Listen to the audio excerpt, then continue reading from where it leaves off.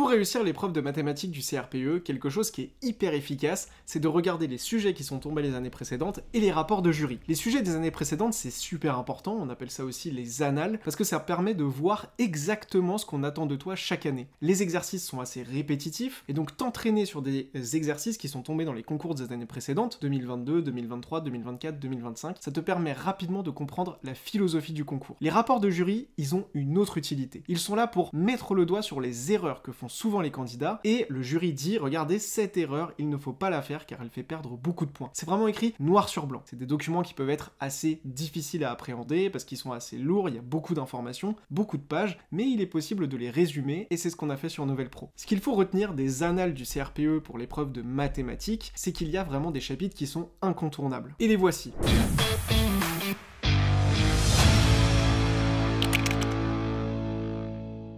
Les probabilités, avec des exercices très classiques comme le lancer de pièces, le lancer de dés ou le lancer de jetons, les calculs de volume dans les solides de référence, avec le pavé droit et le cylindre par exemple, le chapitre sur les équations et en particulier comment est-ce qu'on traduit un problème mathématique sous forme d'équation et comment on résout une équation, incontournable.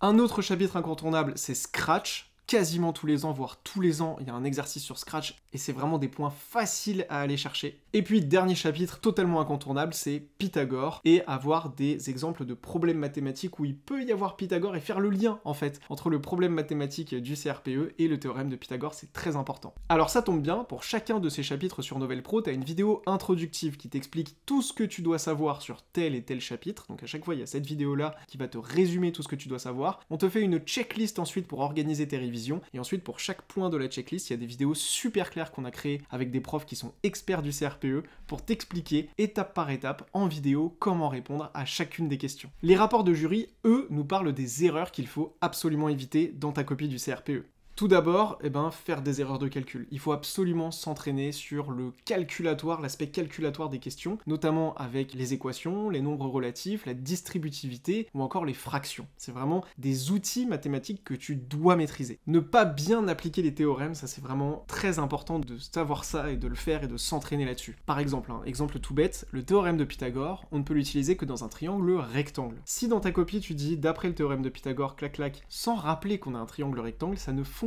pas, et en tout cas tu vas perdre des points, c'est une mauvaise rédaction mathématique. Il faut toujours préciser, dans le triangle rectangle en A, d'après le théorème de Pythagore, et ensuite tu fais tes calculs. Donc bien savoir appliquer les théorèmes. Donc une erreur à éviter, c'est de mal utiliser les théorèmes. Un troisième point, parmi tant d'autres des erreurs à éviter que le jury nous dit chaque année qu'il faut absolument éviter, c'est mal appliquer une formule, et notamment dans le chapitre calcul des volumes des solides. En fait, il y a beaucoup de candidats qui connaissent les formules, par exemple base fois hauteur, R de la base fois la hauteur dans un cylindre. Le souci, c'est que l'air de la base, en fait, il y a plein de candidats qui ne comprennent pas ce que c'est. Donc ils vont calculer l'air d'autre chose, et mal calculer cet air d'ailleurs. Et puis du coup, c'est complètement faux, et c'est dommage, parce que la formule, elle est connue, mais les candidats ne savent pas l'appliquer. Donc l'erreur à éviter, c'est mal appliquer les formules. Alors évidemment, j'ai une bonne nouvelle, on a tout ce qu'il faut pour te permettre d'éviter ces erreurs et de maîtriser à 100% les chapitres incontournables du CRPE dans l'accompagnement de Novel Pro. Notre accompagnement déjà s'adapte à ton rythme et à quand tu nous rejoins dans l'année. Par exemple, pour les personnes qui nous rejoignent pendant l'été, on a un cahier de vacances qui va permettre de poser des jalons